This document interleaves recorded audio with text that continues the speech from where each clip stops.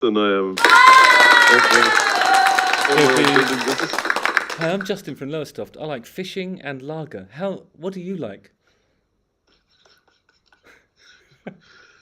What a coincidence. I like lager too. Let's go on a date. Brilliant. Made for each other. And I eat fish after I have a load of lager. Aha. Wrapped in batter and surrounded by chips. Sorry.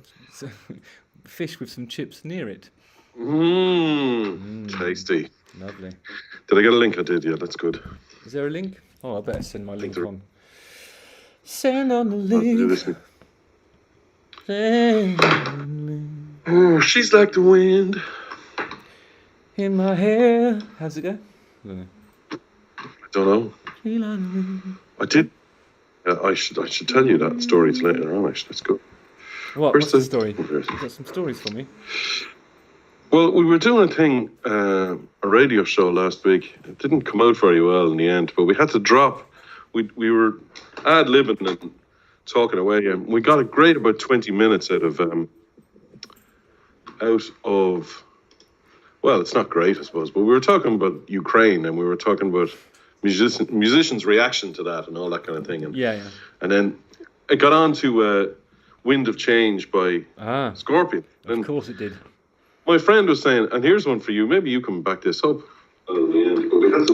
He said, Wind of Change was created by the CIA. And I said, what? I said, no, I did not know that. So he was telling me the story, and he said, that the lead singer was contacted by the CIA, and they wrote that song to help bring down the Berlin Wall, you know? Mm-hmm. I said, Jesus, that's the first I heard of that. I said, but I did know David Hasselhoff's part in bringing down the Berlin Wall. And then I wondered, was David Hasselhoff hired by this KGB? Because if he turned up and played a concert in your town, surely you're looking for mortar and cement to build a wall back up to keep the West out, you know. And this was gold material. This was Brilliant. gold, and we were laughing away. Class. But then we decided we couldn't put this on the radio while people were being shot. We couldn't talk about that, you know. Yeah. So we had to drop the whole thing. And when it went on the radio instead, it wasn't as funny at all, unfortunately. That's a shame. But the stuff I thought my crack about David Hasselhoff, the building the wall again just to keep him out, I thought that was gold. Gold, I thought. Brilliant. Do you remember David Hasselhoff's performance on the wall, though? I do wear it because he had the long coat on, I think, as well. No, he had a leather jacket with that eagle. You know, like on the back it was the studded eagle, I suppose, to represent the East. I don't know. The eagle, the famous symbol of the East that they have in the white. The land of the rising eagle, isn't it called? I don't know what, but it's all like do do do do do. It goes. One morning in June, some 20 years ago, I was born a rich man's son. It's all like the back is lit up. I had everything the money could buy, but freedom I had none. I've been looking for freedom. It was like that. Jesus. Because people he's all running about back towards sprinting back towards Dresden and places like that, jumping into Trabants and driving back into the woods. But the thing about Hasselhoff is that his real skill is the direction that he faces when he's doing stuff. You know, the way he times the stuff that's straight down the barrel of the camera is kind of impressive, you know.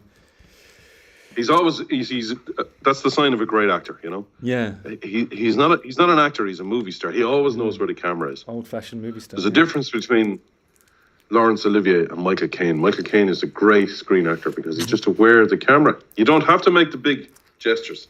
You just have to raise an eyebrow, you know. But you know, Michael Caine had the other thing, the show stealing or scene stealing rather, and the way you do I thought that was Steve McQueen. No, well, Michael Caine is sort of famous for this one. Like, if he was talking to somebody to his left, or like if you were talking to somebody and addressing them to your left, you turn around like that and you talk to them like that, right? But what Michael Caine does is he gives you a third of his face. And even if he's talking to somebody who's there, he's looking that way, so you get more of his face, thus allowing him to steal scenes. People who are in the acting community here. I do that in real life. I don't even turn around to people. I've noticed that. I thought you had a neck injury or something. I give them an eyebrow. Aha. Yes. That's it. What do I get? Show Why am stealing. I here? You'd have been proud of me yesterday. You know that the Ant and Dec Proud of thing. you every day. Thanks, Proud of you man. every day. Buddy. Thanks, man. But there's one thing in particular that you'd been proud of. Hello, everybody. Hello, Oh, everybody. hey, everyone. Hello. How you doing? It just said, someone said there, should we just leave them to it? I didn't realise everybody was in. Sorry, guys. How are we? Hello, folks. 46, that's good numbers. That's good numbers. Numbers are already bursting at the seams. Go on, tell me, sorry, what did I want to talk to you about yesterday anyway, so tell me all about it. Okay, I made a behind the scenes thing. I made a few videos on the day. Because even though I wasn't looking forward to it, and I thought with there being a world war on and having to go to America. That's why I'm growing this. Yeah. So when the Russians arrive here, I'll be going, yet. And I'll be just appointed warlord. That's a good idea. I just look like this. Look like Pushkin's granddad. Grandpa Pushkin. Yet. Anyway, sorry, go yeah, ahead. We're so, making a video. you know, I didn't really want to do it yesterday, but seeing the guys, it was just a really good laugh. Actually, really had such a laugh all day. Oh, good. No. But there was a bit when they kept saying to me, the producers are wondering, would you be up for doing some digital stuff? And I said, sure. What's the fee? Yeah. What are the artistic considerations? And they were like, And you were like, and I was like, yeah. Well, no fee, no me. oh, there you go. Words to tattoo on your soul. So you won't be seeing me on any of the digital stuff because they wouldn't pay me. It was great. Yeah, fun. Peter says, was Paloma Faith on that? Is that what he's talking about? Yeah, she I was. met Paloma Faith I did a radio thing with her once. How was she? Did you like her? Oh, she was lovely. I kind of fell in love with her a bit. I thought she was great. Yeah. She was really nice, full of life, funny, and it seemed genuinely interested when she was asking me, what do you do? And I said, well, that's a long-winded question. She said, well, I want to know the answer. All right, okay. She was very nice. Fell for a small bit. What was she like with you? Very, very nice again. But I sort of we have a mutual friend. She and I. There's a bass player from Lowestoft. Yes, you do. Me.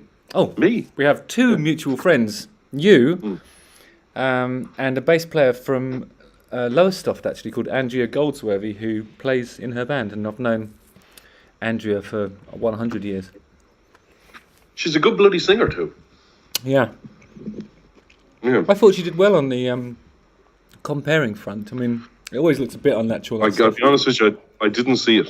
Okay, I didn't see this, and I want to just lay my cards on the table first of all. I saw the Darkness performance because someone put it up on. I don't, as I've told you all before, I don't have a television, and so. But that's not any big thing or anything like that. So I didn't see it, but I did see the clip, and I thought it was the strangest thing.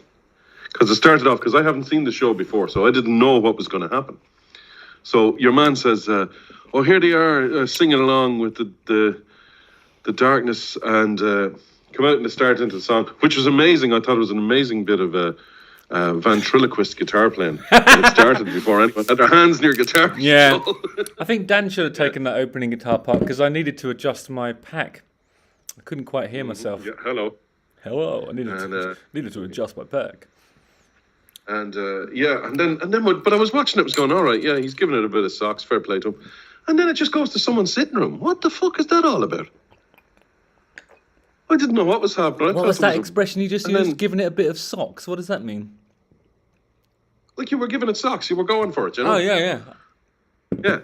You're saying, right, I'm going to make the best out of a bad law here. Give it socks, right? And then it suddenly was in someone's living room. You go, what the fuck is going on here? Yeah. So we're in the age where people watch people watching television. What the fuck? You know? Anyway, and they're singing along, or you could call it singing. Not your part. Yours was great, of course, but they're singing. Yeah, I thought I sang pretty well yesterday. I was quite pleased with my Yes, and you got to the end, and you got in a reference to Gladiators. Stars in Your Eyes, Matthew. I heard that one. And I was really proud of that. Gladiators Ready, or Darkness Ready, should I say? It was weird. How was it for you? I just thought it was strange, the whole thing. I felt like, but I don't know, because we've been on tour last year. Yeah. We were so. Last week. Oh, last week rather. Sorry, that's what I meant. And last year. Well, this feeling started last year. We're so tight now. I mean, as people, that we didn't really care about it all, and it was just so much fun to. I mean, I wasn't like doing my usual thing of gurning to the audience, so I didn't care about any of it. It was just like got up there and did our thing and fucked off again afterwards, and just had a really good laugh behind the scenes and on the scenes. It's just really, really enjoyed it. And then when I didn't expect the two guys to come over and start singing. Yeah, I know, that was the best bit actually. Because it shows you, just because somebody can do something doesn't necessarily mean that they should do something. Well, you should have said to your man, whatever your man's name is, Ant/or Deck, and or Deck, who keeps crashing the car. You should have said into the microphone, "Hey mate, have you got any Mandy's? Have you?" That's what I should have said. You're right. I don't know. It's great. I haven't seen Gogglebox. No, I've heard of it though. Oh yeah, that is the meta thing that you're talking about. I know what it is. Yeah, I know what it is. All right, sure. And one day they'll do that with people watching people's reaction to our podcast. So was it worth doing? Was it worth doing? Do you think? Well, that remains to be seen. I don't think so. I think I should have stayed at home and spent time with Heidi before I go on the tour. That's what I should have done. I think that would have been more valuable. For you personally, yeah. Yeah. I don't know, but I think, even in the second most searched thing was The Darkness for a minute there. So actually there was a big engagement online afterwards. So it was kind of worth it, I think. Okay, good. Well, that's what we were talking about last time. We were actually trending. Wow. For a minute there. And they did mention, I did hear them, in fairness to the two Muppets, they did mention the new album. They did do that. They did stick to their word and plug the album. Sometimes they say they're going to and then they don't, but they actually did, to their credit. But they'd be very powerful young men, those two fellas, wouldn't they? Because they're like really famous at the moment, aren't they?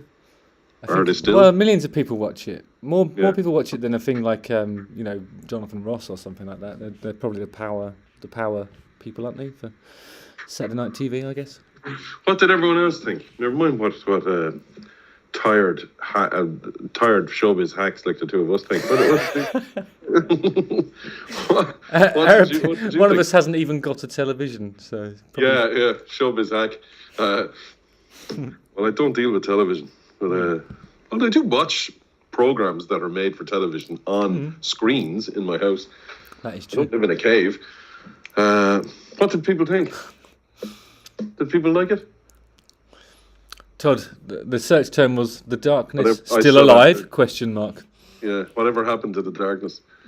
Ant and Deck are rock and roll. I wouldn't let them drive me home, put it that way. Even that. Yeah. I don't know. Yeah, I just thought it was strange, and I thought you looked a bit uncomfortable, to be honest with you. Mm-hmm. I don't know. You seemed to be into it, but I thought the other three guys they seemed a bit Rufus, a bit like, why am I stop? Like this? What is this? Think about from Rufus's point of view. He's miming along to a drummer from a drum performance by somebody else from 20 years ago, and they've edited it, and he's not really familiar with the edits that they made. And obviously, because he's Rufus, he hasn't listened to the song. He doesn't need to. It's evolved a bit since he's been playing it. There's no way he's going to do his homework. God, you've got half an hour before you start. Just have a listen to this. I'll totally listen to this. Don't worry. I'm going to listen to it now. Totally. Totally. Glug, glug, glug, glug. Do you listen to that fucking thing? No. Listen to what thing? I'll listen to it now. You're on now. We've always liked The Darkness, right? Okay, yeah. Okay. Well, sorry, someone was asking me there about something else that happened during the week. I was at a screening of The Batman. The Batman, yeah. Tell me about The Batman. I want to see that thing. With my daughter, it was great. She was very excited. She's a big fan, and it was very nice of Robert Pattinson. I don't know who invited me. It was either Warner's or there's a Dublin Film Festival. One of those people invited me. I don't know which one. I said thanks to both of them just to be safe. That was good. Yeah, it's not a superhero film. It's a detective movie where the main detective happens to be dressed as a bat. That's about it. You know. And the bad guy is genuinely a bit disturbing, which is very good. And who the plot is kind who of... directed it? I want to say some bloke. Might be a woman though. Or perhaps some woman. I don't know. I'm sure people can tell me. Yeah, the guy liner. What was that about? That's what I did mean to ask. You did seem to have a lot of eyeliner on, Justin. Yesterday. Yeah, I had loads of it on. Did you not see my chest? It was covered in gold paint. They just went to town on it. No, I didn't. No. And someone else was saying, did you have to have nipple guards on or something? Yeah, they put little rosettes over the nipples. Right. And then they had to modify the catsuit to put a strip of material over there, which they then took off again afterwards. And were they covered up? ITV has been taken over by the Taliban. That's what's happened. Right. Okay. 20 years ago, I was going on the TV half naked. Nobody cared. I was going on kids' TV on Saturday mornings with Ant and Dec on Countdown UK, wearing stuff that showed my nipples. Now you can't do it. It's just we've gone backwards, you know. I don't understand why. What? But it's not even. But they're men's nipples. Yeah. They're not even a plump and enjoyable. Let's be honest. Pair of bristles. Hey, you know? they are enjoyable. What do you mean? Well, you know, but they're not even. Let's be honest. They're not even functional. Hey. Right. I'm going to show you one of the options I had, which they vetoed. Too sexy for primetime TV. You reckon that's what it is? I don't know. It's very prudish. She's right. It has gone backwards. It's ridiculous. Yeah.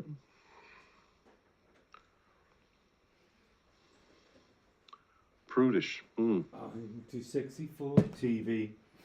Obviously. So, one of the ideas that we had was like, if I wasn't allowed to have my nipples on display, okay, yeah. I was going to do this. Look. Careful, everybody. One of our patrons, James Jeffcoat, sent this. I was going to put this on to disguise it. A much bigger nipple with some hair on it. Yes. But quite obviously, it's lovely, isn't it? Not real. And then you can put them like here, or have one high and one low. I'll tell you where you should put one. Put one in the middle of your forehead. Third eye. That's a good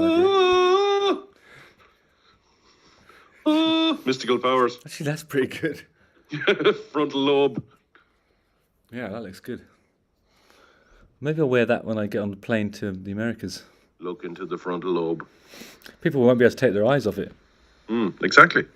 It's hypnotic. That's weird. That the nipples. I don't see what's the problem with a man's nipples. But they used to have wrestling on ITV at 5 o'clock on a Saturday when I was a kid. Yeah. Join Haystacks and all the rest of the lads throwing each other around the place. They all had their nips out. What about if you're watching any coverage of swimming? That's a good point. Did they do something about your lowest off tattoo as well? Did they cover No, that was or? just a coincidence. To make it look like it wasn't just that. Because the thing is, first of all, they're trying to avoid a fine, and they told me it was because the A fine? Yeah, the Pussycat Dolls went on there in some clothes that were a bit too provocative, and they got a fine. So now they're trying to avoid that happening again, but with me. Like, I don't know. But is there not a difference when it comes to men and women? Not that there should be in anything, of course. Let me state that for the record. But in this instance... or anyone in between, assuming that gender is indeed binary, you know? Whatever anybody wants to call themselves, that's all fine with us. As we stated. Hold on, there's another note here from the lawyer. Objects in mirrors may be closer than their peer. May run out. You'll be charged for this call. Okay, now, yeah. Is there not a difference between men and women in that kind of scenario, no? I don't know, because men can have some sort of... Vicky says, do kids not go to the beach? There you go. Yeah. No, okay, it's nothing to do with piercings. I don't think they were even aware of the piercings when these discussions began, you know? It's actually just about nipples. Chrissy thinks it was an excuse for them to touch my chest. I mean, they are provocative. They're nipples, aren't they? They're always going to... Well, actually, I'll tell you what, it was a discovery moment for me because I didn't realise the lyrics of I Believe in a Thing Called Love. I have been getting them wrong all this time. So have I. The touching me, touching you bit. Did you have to change that or something? I didn't change it. Touching me, touching you, touching me, touching you. Touching me, I God. thought it was something about. I thought it was something. Then the next line was something about touching a boob, touching boob, which is better. Touching boob. Yeah, that is good actually. Yeah, I thought that's The what After it was all Dark these years. version. And then when I saw it written Chrissy down, says that course babies you can't suck do- on nipples all day long. the what? Chrissy says that babies suck on them all day long. Yeah, but that's what I'm saying. Yeah. Someone says, "Oh, you can't have boobs on a television. That's not natural." What could be more natural than that? Anyway, it's weird, strange. Anyway, how do you feel about the tour now? Are you ready to go on? When are you flying out? You say Tuesday, is it? Yeah, tomorrow morning, early, I go and pick up my passport, which has been stamped and it has the visa inside it. That happened in time, so that's good news. That's what I was sticking around. I was in the what's it called, the embassy on Thursday. So that's happened, Right. and I'm good to go now. So anybody Good. who was holding off on buying tickets on account of not being sure whether the visas were going to get done, they're done. The gigs are happening. So you can go ahead and buy those tickets now. Wow, Mariana reminds me that my nipples were on Zingzillas, which is a children's TV program. I don't know what that is, but yeah, I believe it. All right, yeah, Yeah, sure. they were. Rack of Glam. Yeah, I remember that one. Rob. Sawyer's doing a good joke about why she calls the boyfriend baby. Oh, very good. Yeah. That's excellent. Well, you know that there is a theory that about smoking that's what that smoking is so popular with Because men. it's an oral fixation It's caused by oral boob. fixation brought on by breastfeeding. Yeah. Exactly. Why don't they call it boob feeding? That'd be more fun, wouldn't it? Or TattyBojanglesFeeding. TattyBojanglesFeeding. Is that what this episode is called? TattyBojangles. You know? TattyBojangles. Well, yeah, or the way station. TattyBojanglesFeeding. Is that what it's called? Yeah, why not? Tatty. How do you spell that? Tatty? I have no idea. What am I? The internet? Don't know, but you have access to it. TattyBojanglesFeeding. Is there any relationship between TattyBojangles and Mr. Bojangles? The song by Sammy Davis Jr. One of the people who sang it. Sammy Davis Jr., which I posited had sex with an elephant. I'm glad he's not alive to be.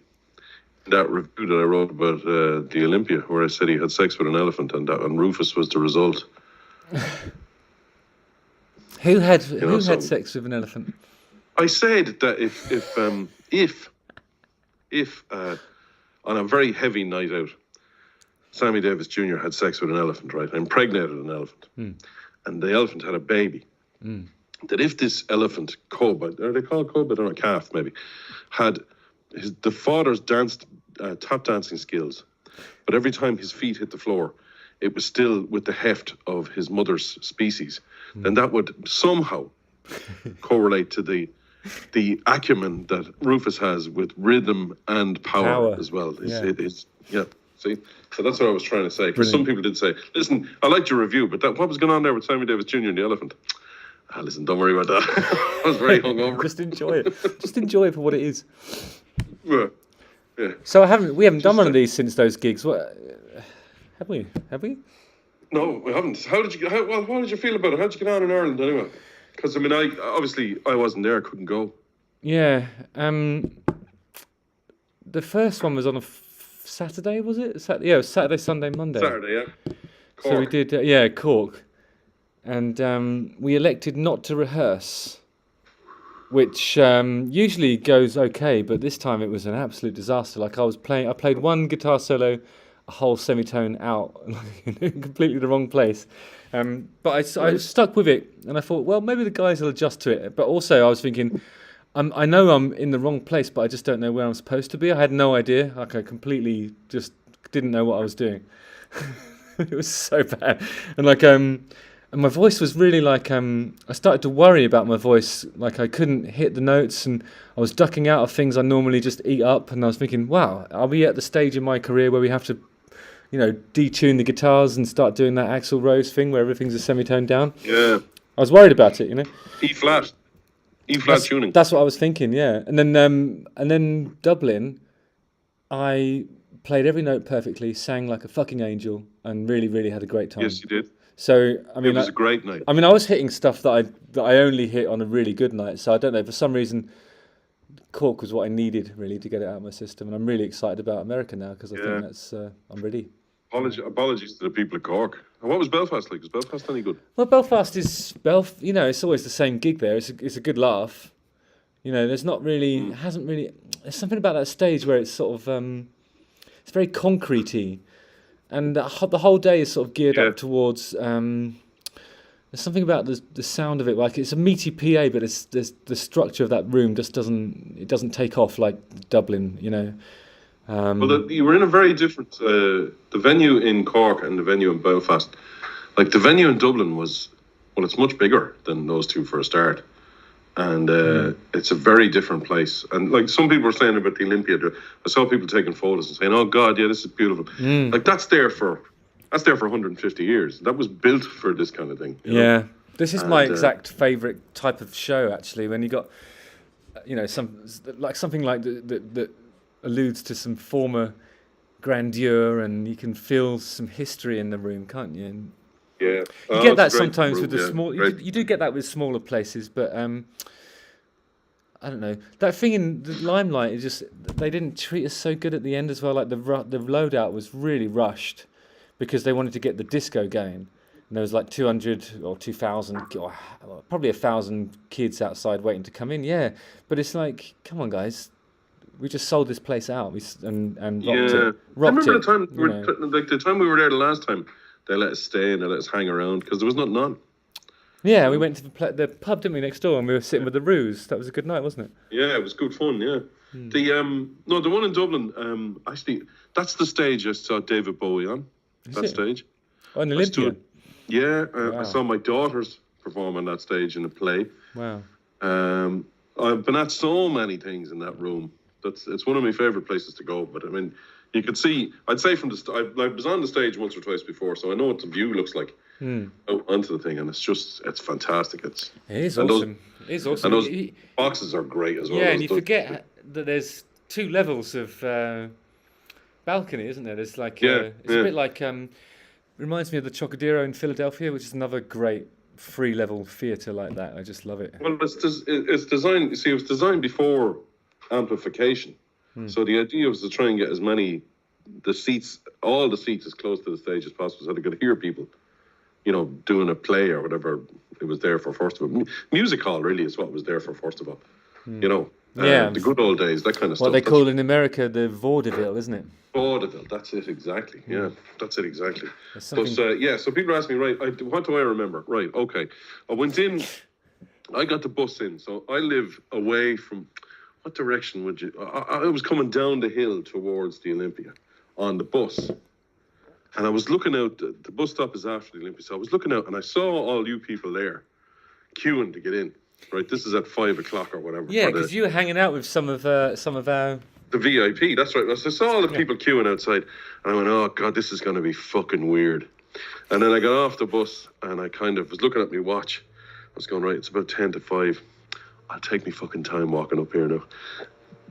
And then I got up there and I met, there was a guy there with a list, you know, and I said, how you doing? I said, I'm with the band, I'm on the thing, you know.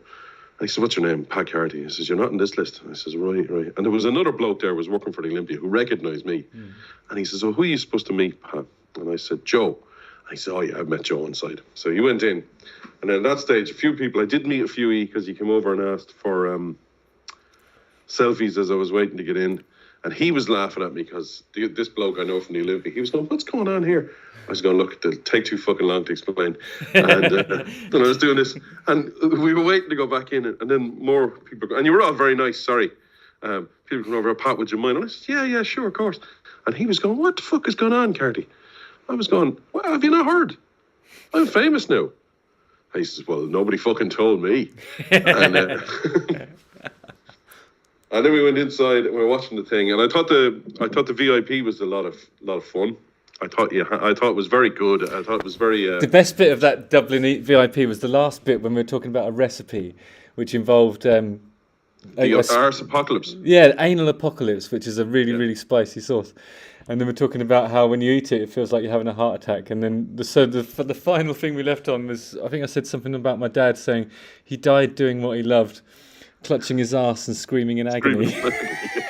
I thought that was the second best line. I thought the best line was someone asked about tattoos and your first tattoo, and then you were explaining it, and Rufus and Dan, and then it came to Frankie, and he said, "Well, I don't have any tattoos, unless," he says, "you count the fact that the words of Keats are tattooed on my soul." I was just standing at the back going, "That's fucking brilliant." Wish I'd fucking thought of that. That's That is great. good. He's waited a long time to say that as well. Yeah, and it was great. And I thought the two people who got up and sang and played, that was great. You know, and I saw them, Joe was trying to bring the screen over and you were going, "Oh, we don't need that. We don't need that." You know? That's how I feel about everything. It's like, why COVID restrictions? What is it now? We don't need those anymore. Guess what? I got a phone call this morning. My daughter tested positive this morning. Okay, some of us do need it then now, evidently. Yeah. So But I think she when the said, band's I all had haven't it, seen you know, her. what's Haven't seen her in about a week, so I have to be somewhere tomorrow. I physically have to be somewhere at about 9:00 tomorrow. And if I rang them and said, "Listen, my daughter has COVID, I better take it easy," they'd say, "Fuck you. I'm going to find you and kill you. Get in here and do this thing you said you were going to do." So I have to do it. But anyway, yes, the gig. Sorry, back to the gig.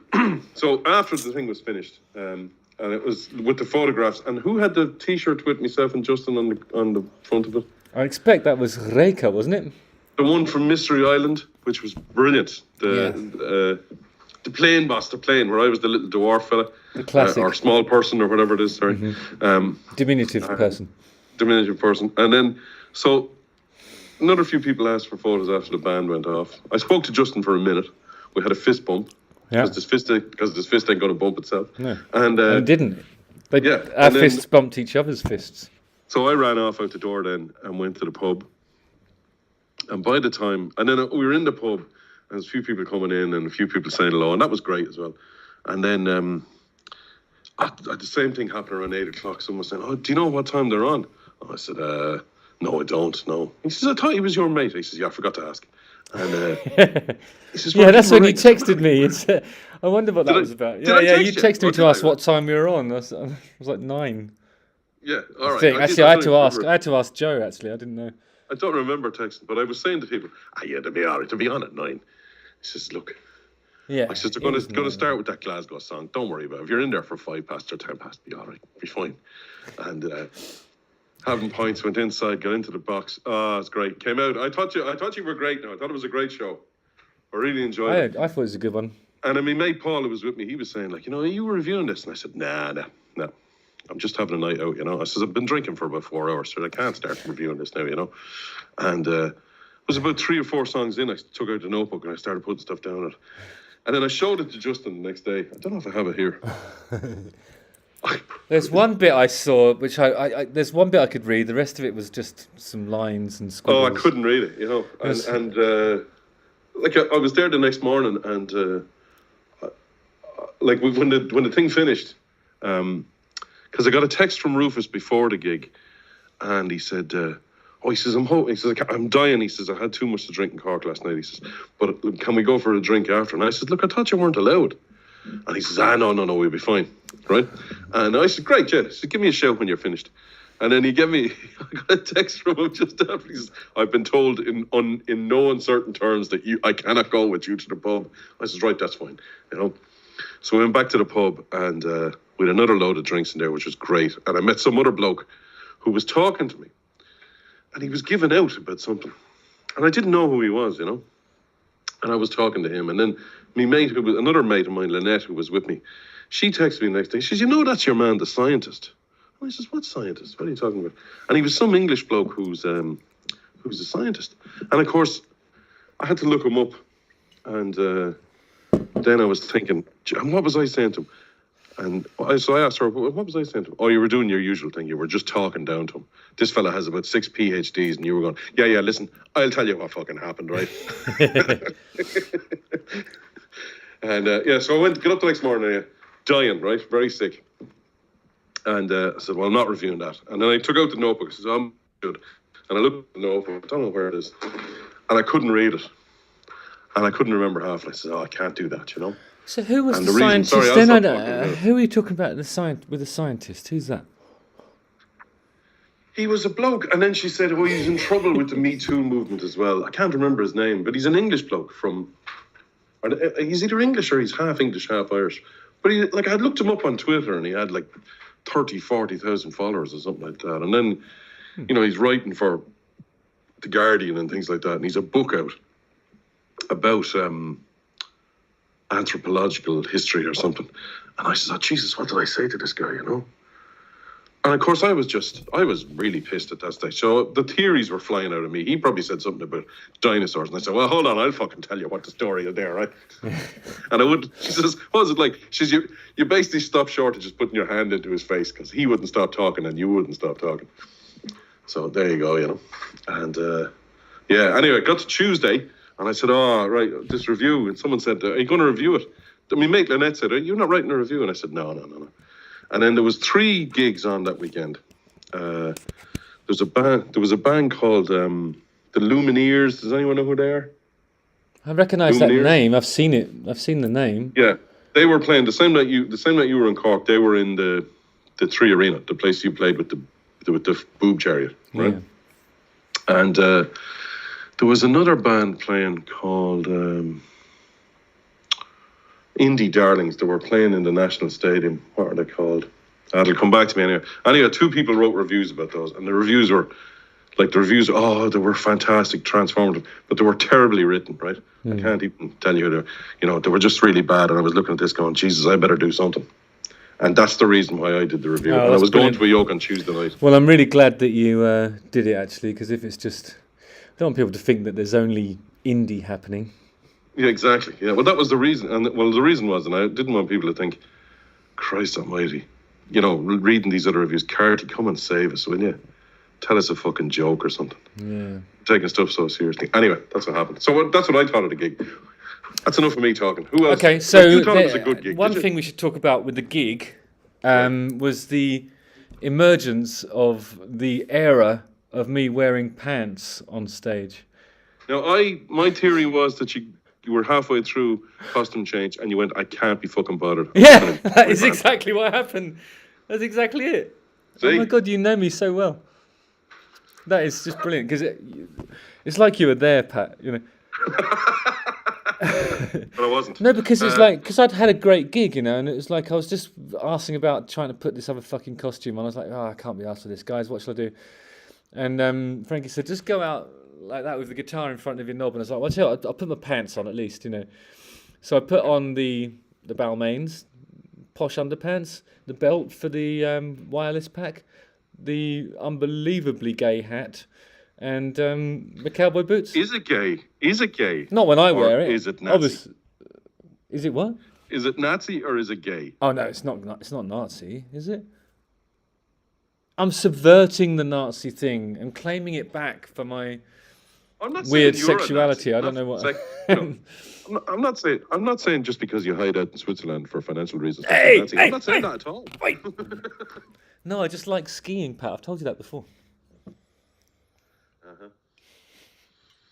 I just like skiing, and I really hate paying tax. My mate was there. Beside Paul is he'd be quite famous in this country as a DJ, but as a very dedicatedly indie DJ. Who's this?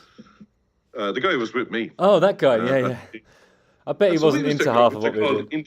Which I called Indie Pete in the thing, but yeah, he was there. Like you came out first of all. And I said, "Now look at this, check this out." I says, "Aren't they fucking great?" And he says, "Yeah, they sound great. They look great. It's great." And so you had the guitar on first of all, but then you took the guitar off around the second or third song, and he was just coming back from the bar, and he's going, "Are they fucking chaps?" He is on. He was pointing and everything. Yeah. Are they fucking chaps? I think I'm definitely getting more. I'm definitely embracing more of the sort of village people vibes with most of my costumes now. He had his hand on his hips and everything. He was going, I draw the line at chaps, no way. And I said, no. The line only starts at the chaps. He said, this is only starting now. Yep. There was an amazing moment in that gig where I threw a plectrum up into the rafters and then it came back down and landed in my hand. It was really like that sort of thing never happens unless it's a great gig, you know. It's Didn't notice that. one of those things where you Didn't know. notice that. I'd say I missed a lot of details, you know. Yeah, I mean, I don't expect Because things I like was that talking to... to someone, you know, when you were doing Solid Gold and you were introducing it, and I wasn't even really listening. And then I heard my own name, and I thought, oh, what's he say? What did he say? What did he say? Yeah. Yeah. It was great. I had a great night anyway. Great. I hope everyone else did. Did it feel freeing being in pants, says Chrissy. I think it does change your...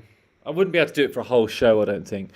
Because, you know, like if there's certain stances that you need to do to be able to play the guitar parts that I have to play.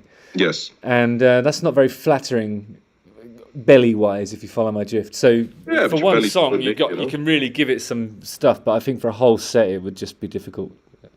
So not that free. Amber is saying there, did you see Angela's comment, read the chaps, in that she decides where the line Yeah, that's right. Because she saw you. No, Angela always looks at your reviews and then reacts to them. You should have a look at her Instagram. She wrote. Oh, it's on her Instagram, is it? Yeah, I didn't see that. Yeah, you'll find it. She's watching tonight. I think she's watching tonight. I sent her a link. I'm a bit, Angela. You know how much I admire your work. You know that.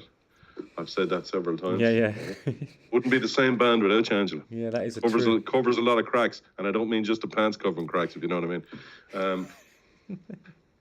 It was great, yeah. No, it was really good. So if anyone, sorry, I said at the end of the review, if anybody's in America watching this, okay, and you're undecided about going to see The Darkness because of it, you'll regret if you go, because they're on fire.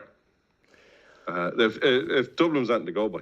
Now I'm going to throw this up in the audience because, as I say, I was hammered. So I'm only presuming they were good. I don't really know. I think I was sober as a judge, and I felt like we did a great show. And I think there's more to come. Yeah. Bridget says this, which I think is very, very important. Hottest, most manly cowboys I've ever known, war chaps.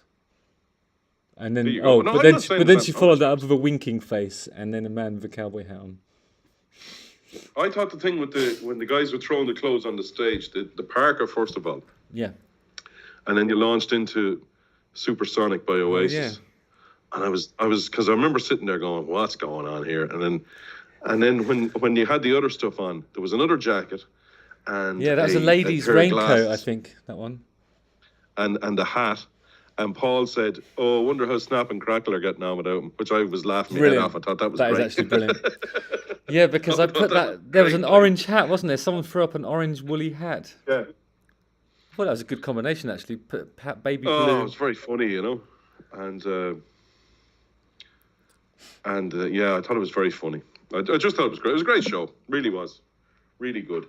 And I was going to make a crack about whoever the roadie comes out and starts playing the cowbell. Yeah. Elliot. He said, he looked like he wandered in from finishing his PhD, you know. I'll just get this out of the way and I'll go back to finishing the stuff backstage. He's definitely a nerd. It was very funny, you know. Yeah, he's cool. We knew you were hammered, says Rika, because my chest hair was showing a lot. But shit, that's the way it is all the time, Rika.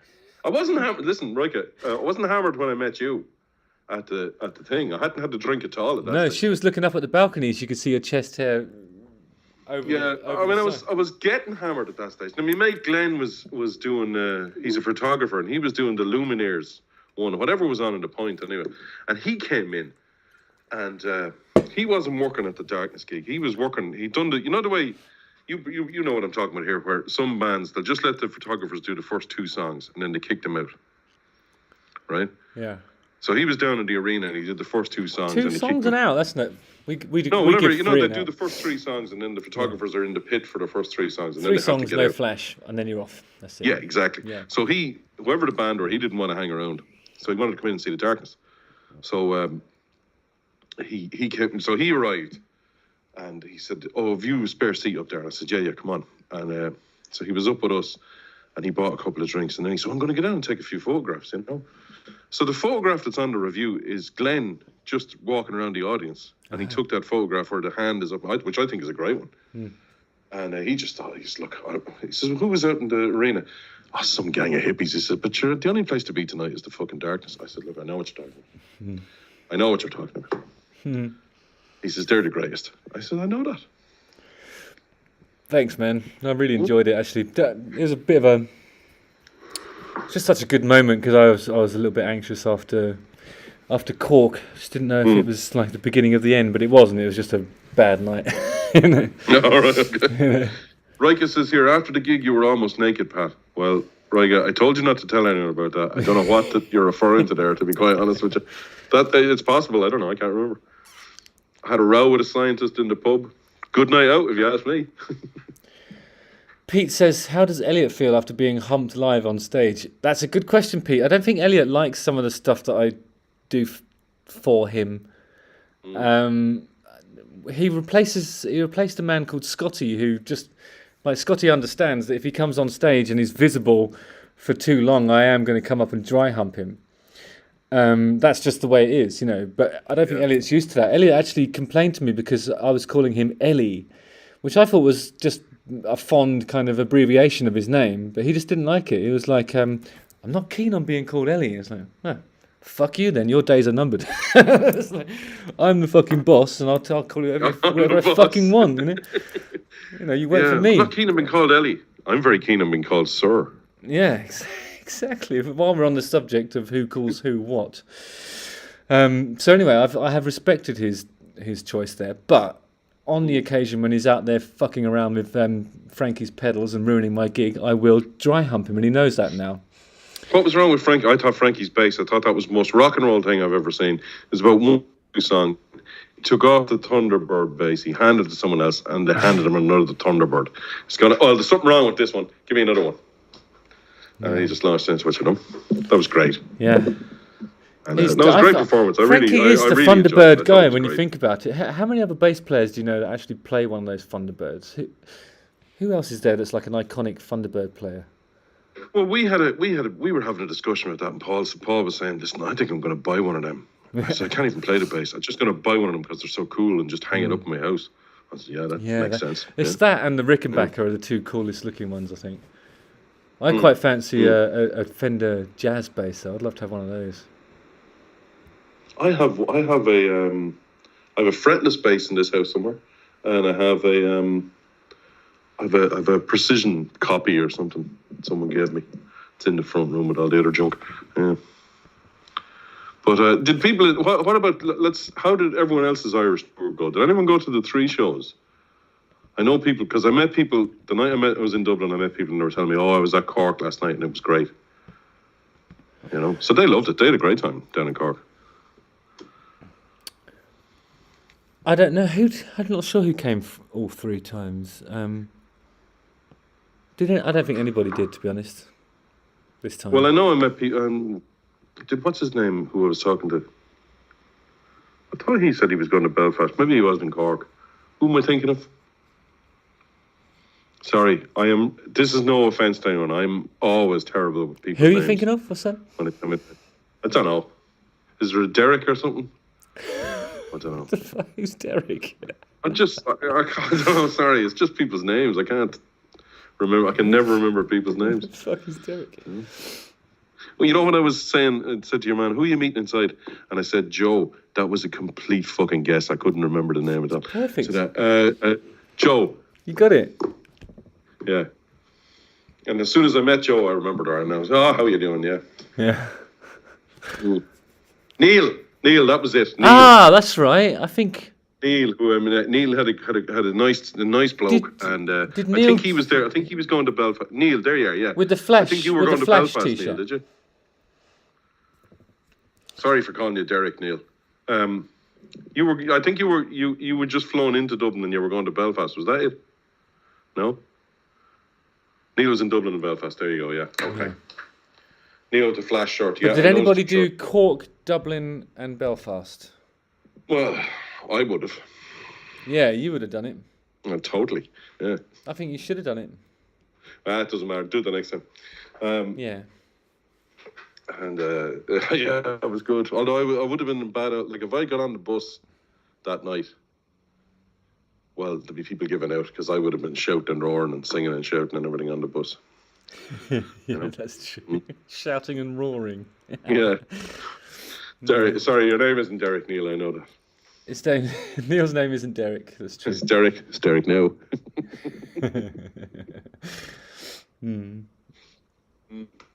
So what do you do over the next couple of days? Are you just recording videos and things like that? Or? My God, I forgot to tell you. Tomorrow I'm writing with Maneskin. Really? Yeah. That's pretty cool, isn't it? Yeah, that'd be fun. I'm going to a studio here in London with somebody called Anthony Rosa. I don't know what his name is. He's got an Italian name, and he and I are going to write a song for Maneskin. Also, I've been asked for some stuff from Maneskin. They've approached me from two different angles. Like they've come at me through the management, and they've come at me through my publishing company. So I'll be contributing some things for them tomorrow, and I'll be doing some voice notes for them from the back of the tour bus while we're on the road, and try and do some writing for them, which is fun. Nice. Yeah. Well, it's fun, but also that's what I mean by fun, Pat. Yeah. They're kind of hot right now. Yeah. That's a good fit.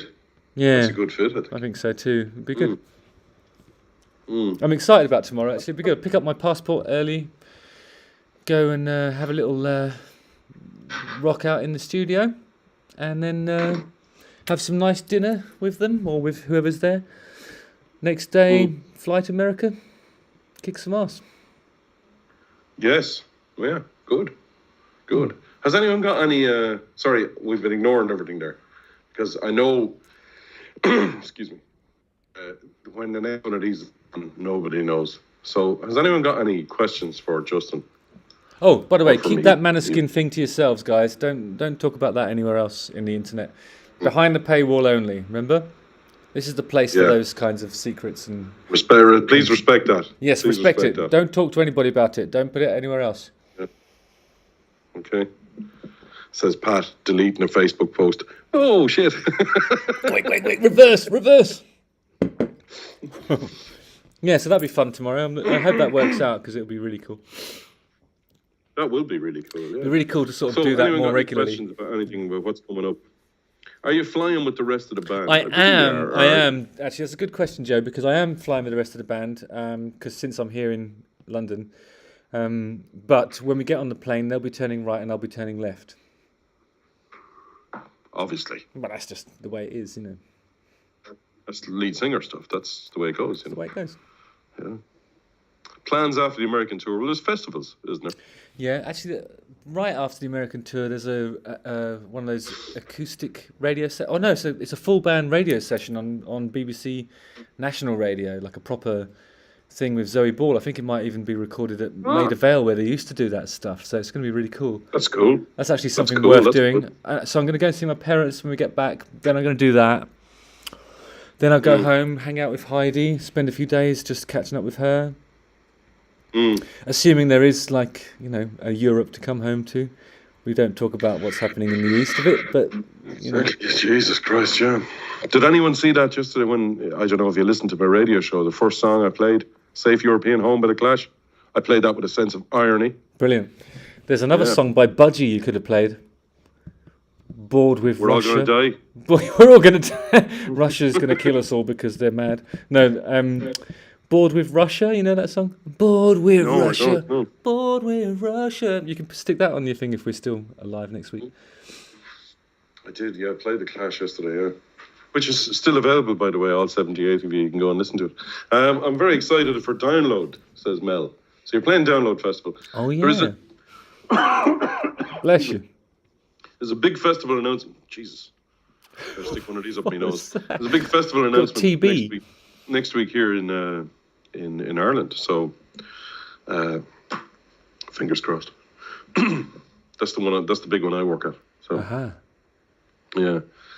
Did you see the super yachts are being seized? I did see that, Jill, and that should be just the start. Wow, amazing! I didn't see that actually. Where are they seizing them from then? Where are they moored? I presume they're on the water somewhere. They need to be seizing the nuclear submarines. I think as a bit of a priority.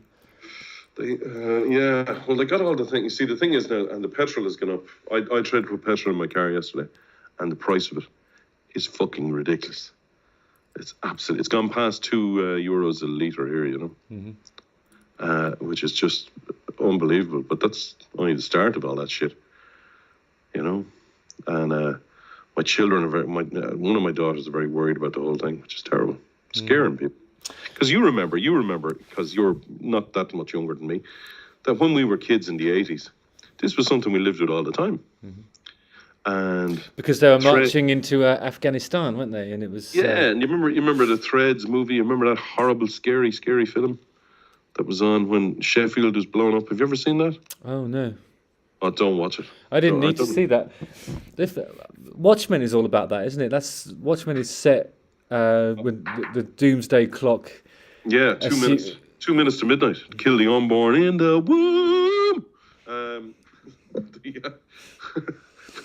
No, but Threads. You're so I don't metal know if tonight. people have seen Threads. Threads was a thing made by the BBC in the 80s, and it's about Sheffield getting hit by a nuclear weapon. And it's done like a documentary, and it'll scare the fucking bejesus out of you because it's so realistic. Yeah. We're a NATO state, so there's hope they won't attack us. You see, that's the problem. We're not in NATO. Ireland isn't in NATO, you know. Ireland is a neutral state. But the headquarters of Google and the headquarters of Facebook are in Dublin. So if I was sitting in Russia, I'd say, well, we have to take that place out for a start. So, you know, what's the difference? Threads is sinister as fuck. Yeah, it is, absolutely. I'm not recommending people watching it because it'll scare the shit out of you. You know, don't watch it. That's what I'm saying. It's on YouTube if you want to see it. But don't watch it. But it's there. But don't watch it. So we're saying watch it. Oh no, don't watch it. Well, Jesus, yeah, if there's a Europe to come back to, yeah, exactly, yeah. Anyway, that's tough, all right. We were scared in the 80s. Yeah, you remember it, yeah. It was. I mean, it was stuff. Like, do you remember I don't know if that happened in Britain, but we got sent the iodine tablets. Did that happen in Britain? I don't know. Each household was sent these iodine tablets. And it was written on them, in the event of a nuclear accident or emergency, take these iodine tablets. And they were to stop your one of your glands or whatever. One I'm not a doctor, obviously, but one of the glands was supposed to help with absorbing radioactive material. It's fucking scary, you know. And there's just this Aegis, small penis, bald, short man, idiot. Hope you're listening. Who's just causing all these fucking problems now? It's ridiculous. And the poor people of Ukraine, pouring across borders. Did you see all the German people lined up? Just welcoming them into their homes. I thought that was fantastic. Yeah. You know, I thought that was really good. Anyway, we shouldn't talk about that. There's enough of that in the news. Fuck it.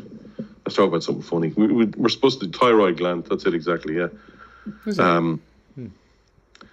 My partner says this. He grew up scared of stuff like that. Yeah. There you go. Yeah, Threads for it's horrible. Yeah. Well, I remember anyway, my parents. my parents were talking about moving to New Zealand because they thought that was probably like the safest, in their estimation, it was the safest place to be if that stuff kicked off. Yeah. Never got round to it. On the Beach, Neville Shute is a famous novel, and it was a film as well. But it was the last people alive were in Australia and New Zealand. And the whole plot of it is the radiation has destroyed everywhere else, and it's coming closer and closer to where they are. So it's their last couple of months alive and everything. Yeah, that's really fucking scary too, actually. Hope you're listening. Yeah, if the optimistic doofus had taste, he'd be here. Yeah, well, there you go. Yeah, I suppose. Yeah. The other thing is, of course, in Switzerland, you'll get it first. So, you know, yeah. So we'll be doing the last last Justin and Pat show, and Justin will have two heads. And then, like, as they're waving goodbye, like the skin will be flailing off my hand. Pat, where are you going? I'm just getting a flight to New Zealand. I'll take a look. In fact, don't leave me. Yeah. Pia was saying that. Pia, look, Pia's there, look. Hey. Smart parents, Pia, or Justin says, Pia, regarding COVID and the new Hitler. Oh, Jesus. Way to bring it all down. Pia says she was coming over to me. I says, look, Dublin, Facebook, Google. I says, we'll have to go off to the west. The whole population of Europe will have to go to the Aran Islands, which is about the size of a football pitch anyway. You know. Sarah Lou, you'll have to put us all up down under. Hello. Anyone have pancakes last week? That's much nicer, Marianne. That's much nicer. That's I was good. I was telling my daughter I made the first pancake I've ever made in my life this time last year. I've never made them before. And she says, no, I used to make them for me when I was small. I said, no, I didn't. Your mother did. I used to eat them with you. But I make pancakes regularly. Pat will have Quato in his belly like Total Recall. That's interesting, yeah, okay. Ah, like that. Is that the one with the face that's in there? Quaid. Push the button. I certainly, Todd, and I presume that's what you're implying, I certainly have room. That's true. It does already look like my belly has a lodger in it. Yeah.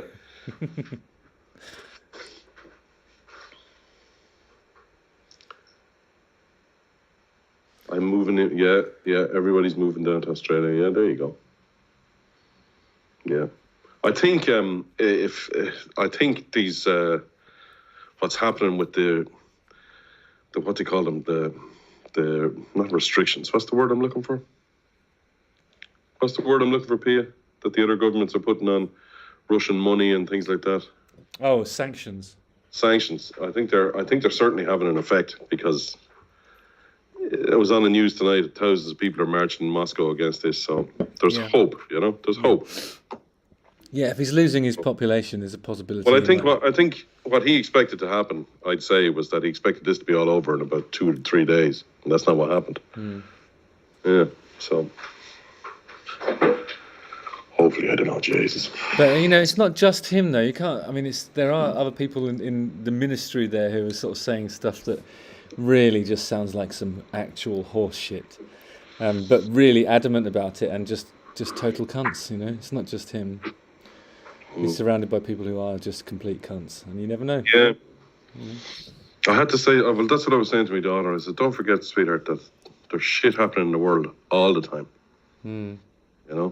Like, talk to the people in Palestine, what's going on there, and all that, It is too serious, yeah. Talk about arse transplants. You're dead right, Jess. Talk about arse transplants. Yeah, okay. Good point, actually. Yeah, it is a good point. It is too serious, yeah. That's right, there's enough of Katie's, this. Everyone's accusing me of drinking vodka. This is... It's I promise it's water. This is vodka.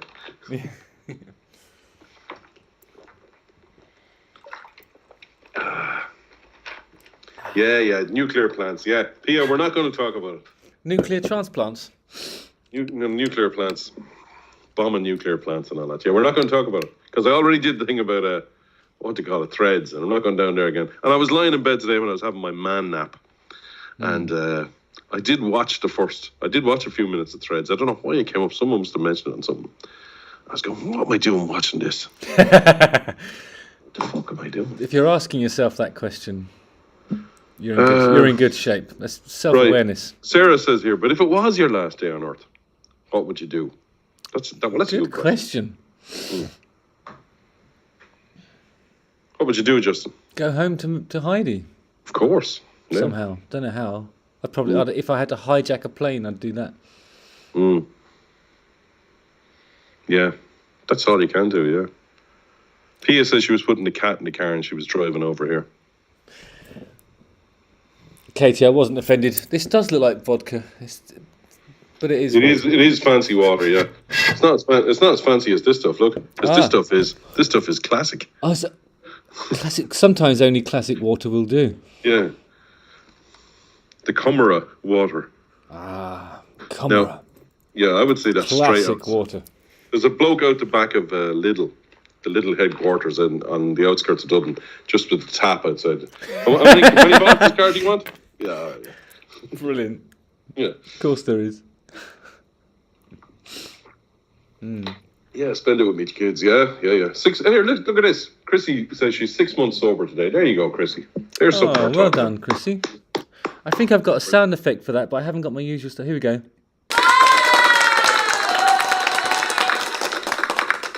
Oh, you saw the hand as well on the telly. Oh, yeah. I managed to get that on camera. That's good, isn't it? I saw that, yeah. I'm quite pleased about that. Yes, the bolero hand. I think that's my new thing. Yeah. It's not that new, and it's probably not even mine, but I just like doing it. Not really, no. There are a few flamenco players in the world that will probably dispute it being mine, but it's my thing now. Oh yeah, Pia's just out there. It's not just the cat; it's her mother as well to be in the car. Okay, yeah, all right. As I say, it's no on the wrong side of the island. I'm on the east coast, not the west coast. East coast to the west coast. What's with the hand thing? Okay, Jess, I'll explain the hand thing is, yeah, explain that. Okay, I went to, when we played in Spain a few years ago, we had one of those things where you have a dinner and you watch a flamenco performance with all the dancing and the guitar playing, and it's just brilliant. And every time, in between the songs, like when people were applauding, the guitar player was like this. And I assumed it was because he didn't want to damage his hand by clapping or whatever. I don't know what it was, but so I've developed that into this. To show people the hand. But I should be that really, because this is the impressive hand in my instance. This one does nothing. Should be like that. I do that after making love. I walk around the bed like that. Both hands. And you just nod. I have a cassette recorder beside the bed that automatically plays the Match of the Day theme tune when I do.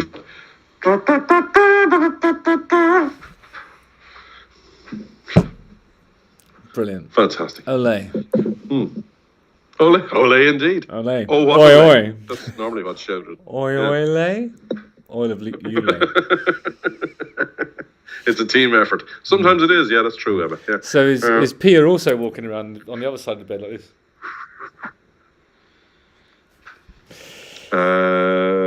She's listening, so I'm going to. So perhaps we'll change the subject. I was going to mention something about. I was going to say something about a wheelchair or something, but no, I'm not. I'm going to stop. Oh no! There's no need for that. Drop the mic. That was a mic drop moment. Yeah. Equipment is exploding. Spanish Pat. Yeah, exactly. Yeah. So tell us about Justin Hawkins Rides Again and what happens with that. Because you must have been working like a bastard now for the last, yourself and Miss Moneypenny and everybody else in the production staff. Yeah, we did a lot of, like bastards. We did do a lot of work on it actually. We did 40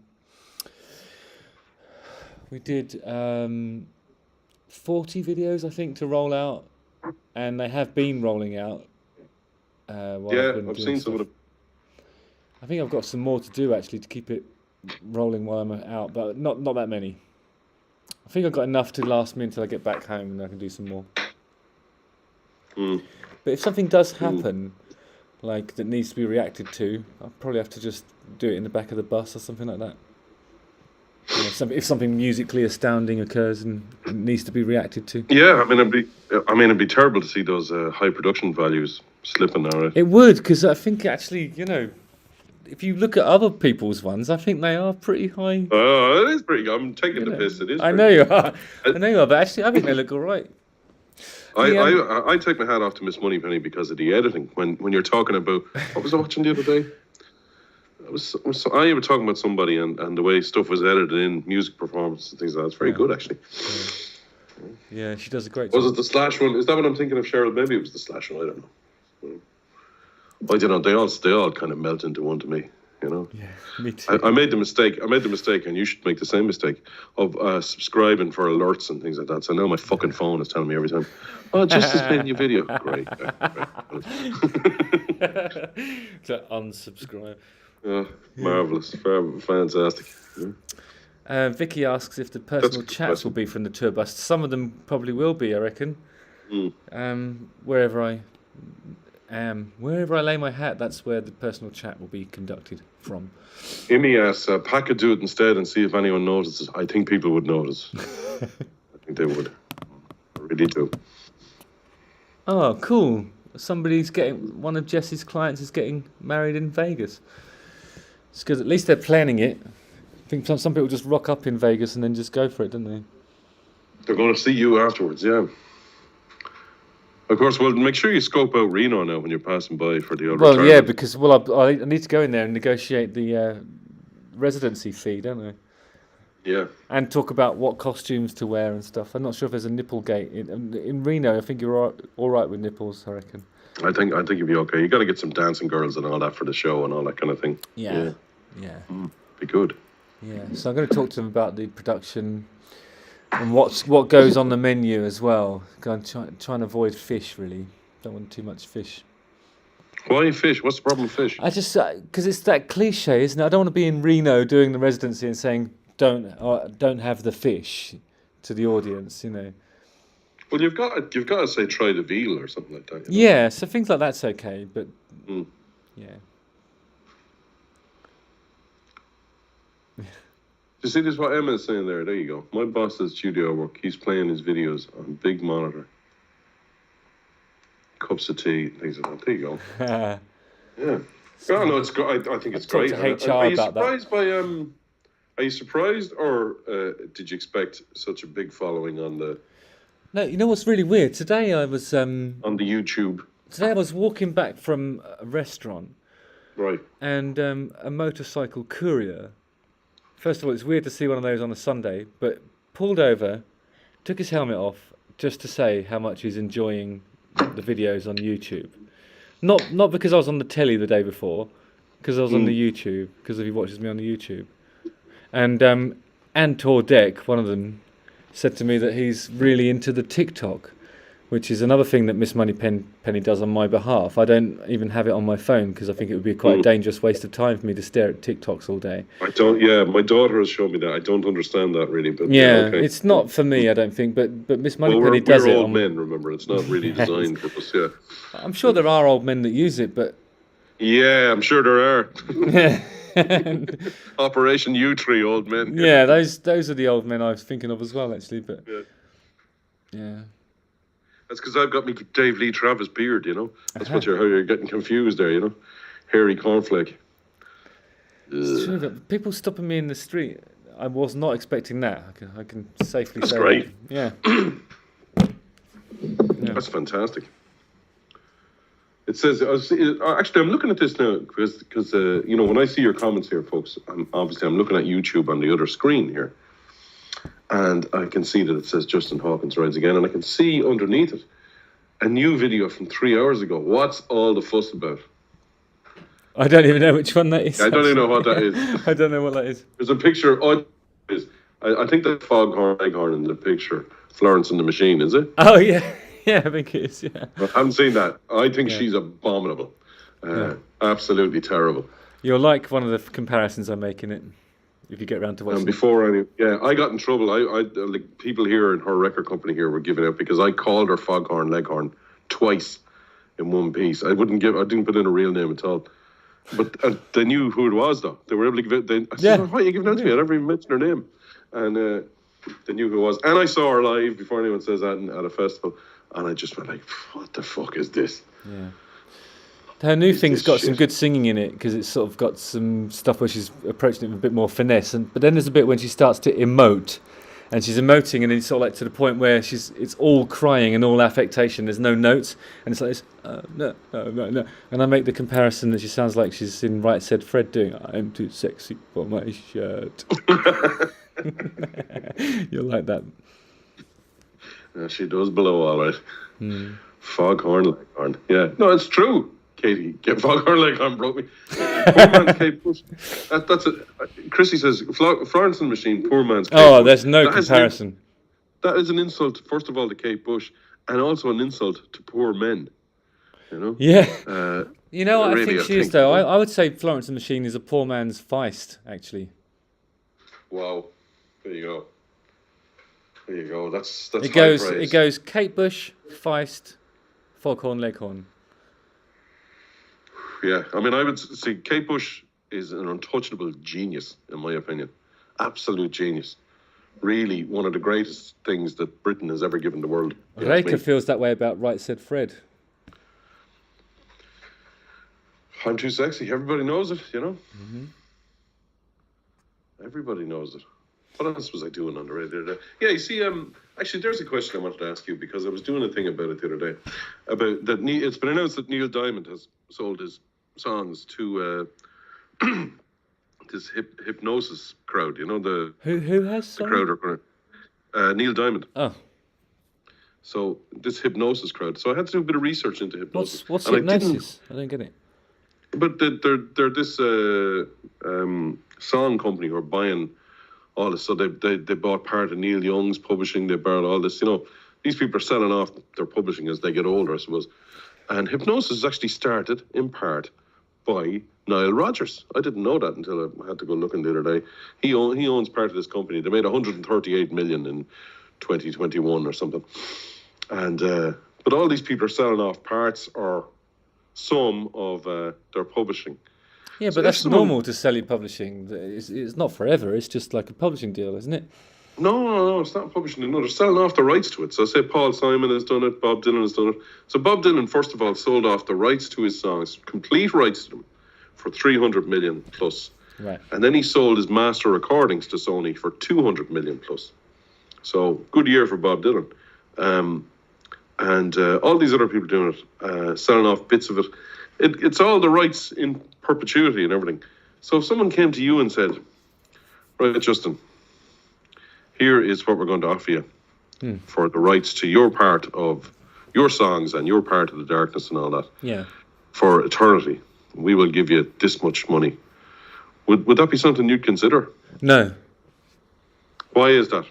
because for 70 years after I die, Heidi can earn on my catalogue. So it's my daughter, it's my estate would earn. Yeah, but if they were offering you something like, 150 they can million offer it to quid or her something. after I'm dead.